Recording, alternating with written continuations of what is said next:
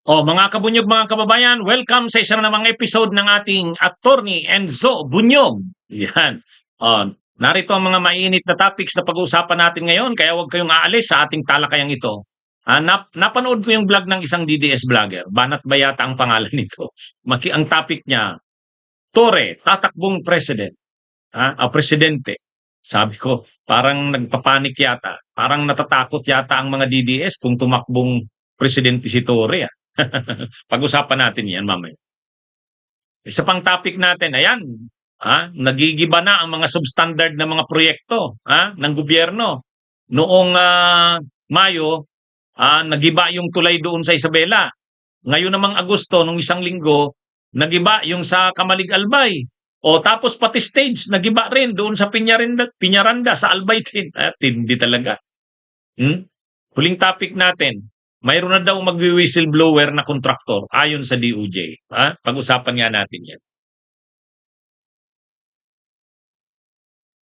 Mga kabunyog, mga kababayan, napanood ko ang vlog ng isang DDS vlogger, Banat Bayata ang pangalan nito. Ang title ng vlog niya, Torre, tatakbong presidente. Pinag-uusapan na nila sa mga DDS, kasi napabalita, posibleng tumakbo nga si Toreng presidente. Isa yan sa mga options, pwedeng presidente, vice-presidente, pwedeng senador. Kung senador, halos sigurado na yan.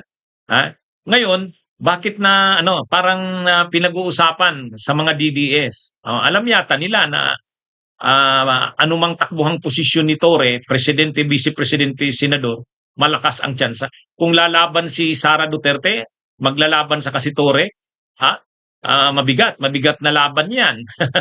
Kakuha yata ng itong mga DDS, parang biglang kinabahan. Ayan, yan kasi mga kabunyog yung ngayon. Hindi ko naman pinanood na yung buong vlog nung DDS vlogger. Pero sa title pa lang, talagang naka-headline, Torre, tatakbong presidente. Tatakbong presidente. Kahit ano pa kasing sabihin nila, galit na galit sila kay Torre, ay sa mamamayan ngayon, yung mga DDS, galit sila kay Torre, pinipersonal nila si Torre. Pero yung mamamayan, yung karamihan ng mamamayan ngayon, majority ng mamamayan, sympathetic kay Torre. Talagang nakita kasi nila kay Torre yung una, yung pinagmamalaki nila noon kay Duterte, tapang. 'Di ba? Yun yung pinagmamalaki nilang positive o kalakasan, strength ni Duterte. Matapang, walang sinasanto. Kaya lang yung walang sinasanto ni Duterte pagdating sa mga di umano'y involved sa drugs, pero mga maliliit na tao, mga mahihirap. Yun ang kaya ni Duterte. Pero pag mga mayayaman na, makapangyarihan na, wala. Hindi. Ang mga napatay sa war on drugs si Duterte, mga mahihirap at karaniwang tao. Kaya yung tapang niya nagamit sa mga mahihirap. Pero si Torre, walang question yung tapang. At yung tapang ni Torre, ginagamit niya kahit sa mga makapangyarihan. Kahit pa nga anak ng Diyos daw eh. Kahit pa nga daw siya, pag-aari niya pa daw ang universe. Wala kay Torre yun. Kahit pa siya, dating presidente, yun, wala. Basta kay Torre, ano pa man ang kaya kanyang panagutin basta't may nalabag ka sa batas.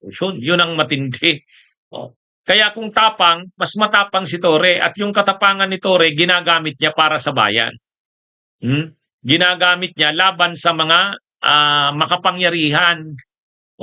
Kahit pa makapangyarihan ka, maimpluwensya ka, gagamitan ka ni Torre ng tapang. Ayan yun. Kaya medyo parang, kung halimbawa, pinagmamalaki rin nila na si Sara Duterte daw,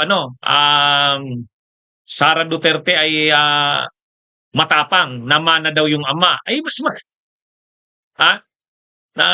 mas malayo ang tapang ni Torre kaysa kay Sara Duterte. Kaya kung nila, parang ang mga DDS, ang mga DDS, wala sa kanilang kung ang kalaban si Martin Romualdez, kung gagawing ipambato ni Marcos. Pero para sa kanila ano 'yan, walang katyansa-tyansa 'yan. Pero nung marinig nila si Torre na posibleng tumakbong presidente, yun biglang naging usap-usapan ngayon. Biglang naging usap-usapan sa anay ng mga DDS. Kahit pa hindi presidente ang takbuhan ni Torre, vice president siya kahit ni Risa or ni Leni, basta't magsanib-sanib pwersa ang Marcos at ang mga oposisyon, kumbaga yung kampo nila Leni, nila Risa, nila Laila, nila Torre, nila Magalong, nila Lacson, nila Soto, tapos pati ang kampo ng Romualdez at Marcos magsama-sama. Wala, matatalo diyan ang manok ng Duterte. Sigurado 'yan. Kaya ano pa man ang buwan ni Torre, senador sigurado 'yan. Vice Presidente halimbawa kay Risa or kay Leni, malakas 'yan. Lalo na kung susuportahan din ng Marcos at ng Romualdez. Kung hindi na magpapatakbo ang Marcos at Romualdez. Yan yung ano. Kaya medyo nakakita sila ngayon ng ang mga DDS. Mahirap yata kung si Torre ang lumaban, parang mabigat. Pinag-uusapan ngayon. Mapapansin mo naman. Kahit anong kantsaw pa ni Sara, nila Baste, nila pulong kay Torre dahil galit talaga sila dito. Kahit anong pang-iinsulto nila kay Torre, sa ngayon, kahit naman saan mo tingnan ngayon, sinibak na nga si Torre, sinibak bilang PNP chief, pero nandyan pa sa kanya yung simpatya ng taong bayan. Kitang-kita mo naman. Kahit nga ang Malacanang, parang naramdaman nila, grabe ang baklas ng ginawa nilang kay Torre. Kaya kahit yung mga DDS, parang hindi na nga sila pinag-uusapan ngayon, si Sara Duterte. Kay Torre nakapokus. Kaya yung mga political strategists diyan ng kampo ng Duterte, naisip nila, sana wag namang tumuloy si Torre. O kaya wag yang sana magsenador na lang 'yan. Pag nag-vice presidente yan, halimbawa kay Risa Hontiveros or kay Leni, malakas yung tandem na. At pag nag-presidente din diyan, malakas din. Kaya siguro yung mga political strategists ng DDS ngayon, nagre-readjust na sila ng kanilang mga strategy at tinitingnan nila ang malaking posibilidad na tumakbo nga si Torre sa 2028. Makikita mo naman yan, hindi na sila ngayon pinag-uusapan. Pinag-uusapan pa ba sila Sara Duterte ngayon? Sila Baste? Parang wala na nga, ang atensyon ng tao hindi na sa kanila. Ayan. Mga kabunyog, mga kababayan, ito na, kita nyo na, yung mga substandard na proyekto dyan ng gobyerno, nagsisigibaan na. Nung Mayo 30 ba yon, nagiba yung tulay doon sa Isabela. Malaking tulay yun. 1.2 billion yon nagiba sa bayan ng Kabagan Isabela at yon, mga bayan ba yon? Nagiba yung tulay doon sa Kabagan Santa Maria, nung Mayo, 1.2 billion halaga noon. Tapos nito namang Agosto, mga kabunyog, Agosto 28, nagiba naman yung tulay doon sa Barangay Ilawod, sa Kamalig, Albay. Tapos nung August 30, hapon lang, nagiba naman yung stage doon sa Piñaranda, sa Albay din. Kita nyo na? Yan na kasi ang tinitipid nyo kasi yung mga tinitipid nyo kasi ang pondo. Ang laki naman ng pondo niyan, tama naman yan. Kung ginamit nyo ang pondo dyan, ng tama, hindi yan magigiba. Ayan na. Dapat mapanagot ang mga may kagagawan yan. Noong Mayo, mga kabunyog, Mayo 30 ba yon? Mayo 30, 2025. Matapos lang nung eleksyon, isang malaking tulay, major na tulay. Ito ng Santa Maria, Santa Maria, bayan ng Santa Maria at Kabagan, Isabela, nagiba yung tulay doon noong May. Yung tulay doon sa Kabagan at Santa Maria. Alam nyo kung magkano ang halaga ng tulay na yon? 1.2 billion, ganun kalaki. Kaya lang, bakit nagiba? Tinipid Kung susundin kung papaniwalaan, dahil totoo naman talaga yon, yung sinabi ni Magalong, sinabi ni Senador Ping Lacson, na yung mga pondo ng mga tula ng mga proyekto ng gobyerno sa ano na yan, natitira na lang diyan 30% to 40% ang gagamitin kasi yung 60% to 70% pinag-hati-hatian na yan. DPWH, kontraktor, ano, kongresista, senador, pati kuwa, nakikihati diyan. Kaya ang nangyayari, kukunti na lang yung pondong natitira. Kaya yung sa Kabagan, Santa Maria, Isabela, nagiba. Nagiba nitong 2025, noong Mayo lang. Pero wala pa tayong alam na napapanagot doon, ha? Wala pa. May alam ba tayo? Wala pa, no? Tapos itong latest naman, nagiba din. Yung tulay naman doon sa Barangay Ilawod ng Kamalig. Steel bridge. May dumaan na truck na may kargang quarry. Nagiba. Kahit naman may kargang quarry yung truck, ganun din yung rason doon na ginagamit doon sa Isabela. Dumaan daw kasi ang truck magkasunod. Ay bakit? Kailangan ba na kapag dumaan sa tulay, isang truck lang? Pwede yan sa barangay na tulay. Pwede yan yung mga halaga ng tulay na ano lang, maliit lang ang halaga ng tulay. Pero yun 1.2 billion. Tapos pagdaan ng truck na na may karga, magkasunod yata dalawang truck, yun ang sinisisi. Yan yun. Ang sisihin nyo doon, tinipid nyo ng todo yung mga materyales, tinipid nyo yung budget, o kaya ganyan lang na pangyayari doon sa Isabela, nagiba yung tulay, 1.2 billion ang halaga. Tapos yung hindi pa yun gabi yata yung nagiba. Iilan lang naman sasakyan, ang layo pa ng distansya. At yung sa Kamalig naman, sa Barangay Ilawod, Albay, di lang natin alam kung kanino namang project yun. Baka sa Sunwest na naman yun, nila Saldico, o kaya High Tone ni Christopher Co. Hindi natin alam kung sinong may project nun. Pero Kamalig Albay, ayan sila Saldico at saka sila Christopher Co, mga taga-Albay yan eh. Taga dyan yung High Tone Construction ni Christopher Co. Saka yung Sunwest Construction na itinatag ni Saldico. Hindi natin alam. Pero basta nagiba noong August 28. Mga kabunyog. Ano yan? Balitang-balita yan sa Bicol. Bumigay yung tulay sa Kamalig Albay. Pero itong matindi. Kahapon lang to. Bumigay naman, stage naman. Yung stage ng Piñaranda. Ang Piñaranda Park, major na park yan.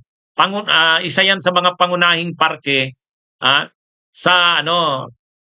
isa yan sa mga pangunahing parke sa Albay. Ngayon, yung stage nag-collapse. Alam nyo kung sino na naman ang kontraktor niyan? High Tone na naman. High Tone, yung kay Christopher Co. Yung High Tone Construction, yan ang isa sa top 15 contractors na pinangalanan ni PBBM. Top 15 flood control contractors, pang 9 yun. At yan, si Christopher Co, na may-ari ng High Tone na yan, na construction, ang anak niyan, yan yung controversial na nagba-viral, yung trending na na Nepo Baby. Na yung babandila niya, binabalandra niya yung kanyang karangyaan, yung lifestyle niyang lavish. Nakaikot daw siya, private jet sa 40 countries. Yan yun. Kaya ngayon sana makita nung ni Claudine Co ba yun? Claudine Co, makita niya yung gawa ng kumpanya ng kanyang ama.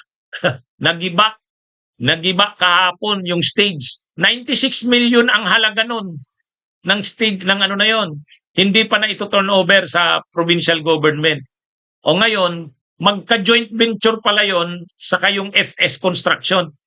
Ang FS Construction naman kay Farida Diday Co. Si Diday Co, kapatid ni Saldico saka ni Christopher Co. Kaya may 3 construction companies pala yan. Sunwest kay Saldico, High Tone kay Christopher Co. FS Construction naman kay Diday Co. Itong Diday Co, Vice Governor yan ngayon ng Albay. Tumakbong Vice Governor ni Salceda. Kaya lang natalo si Salceda nanalo itong Diday na ito. Anyway, so kita nyo na Ayan, dapat may mapanagot talaga ng gobyerno ang mga anong 'to. Tingnan niyo 'yan, nagigibaan na ang mga proyekto. Bakit? Substandard ang pagkakagawa ng mga proyekto. Bakit substandard? Ay tinitipid. Bakit tinitipid? Alam na alam na natin. Ito mga kabunyog, mga kababayan, mayroon daw isang kontraktor na magwi-whistleblower. Ibig sabihin magko-cooperate na sa gobyerno, magbibigay na ng mga impormasyon, tutulong na para mapanagot yung mga dapat mapanagot sa mga maanumalyang proyekto ng gobyerno. Magandang balita naman yan. Yan ang inanunsyo ni DOJ Secretary Buying Rimulya. Abogado, alam niyo yung pinangalanan na top 15 construction companies, mga kontraktor na yung top 15 na nakakuha ng mga flood control projects. Isa doon, isa daw doon sa mga contractors na yon ang nagpaabot ng parang filler na magko-cooperate bilang whistleblower. Willing sabihin ang kanyang nalalaman. Yan, maganda yan. Salamat naman at may nagko-cooperate na. Sana sa cooperation na yan, lumabas ang mga dapat mapanagot ang dapat mapanagot.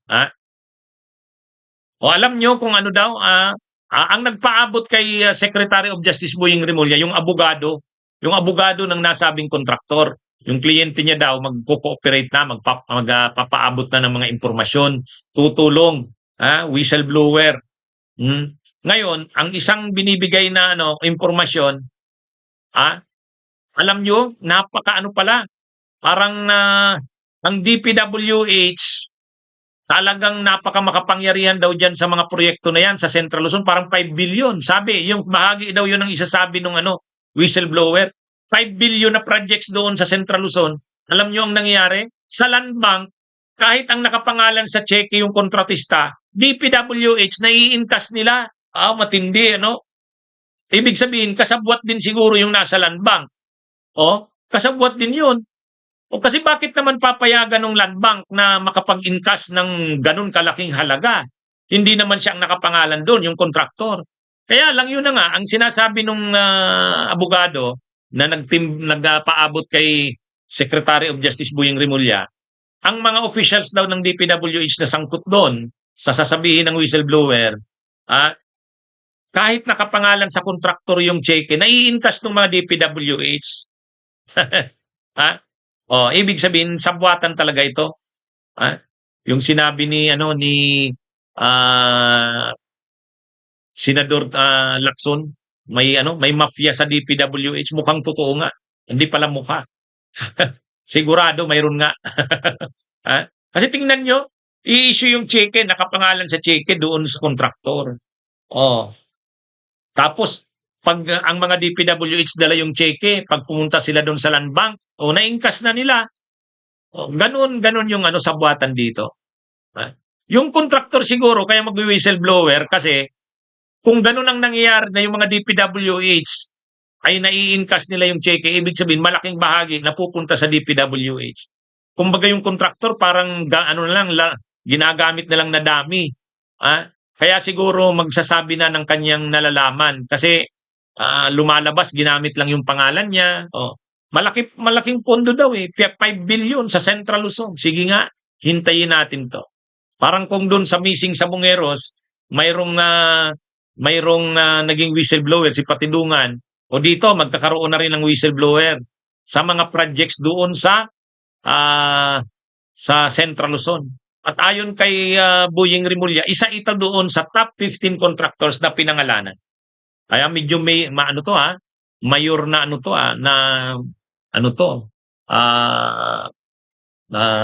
i-expose o ilalantad.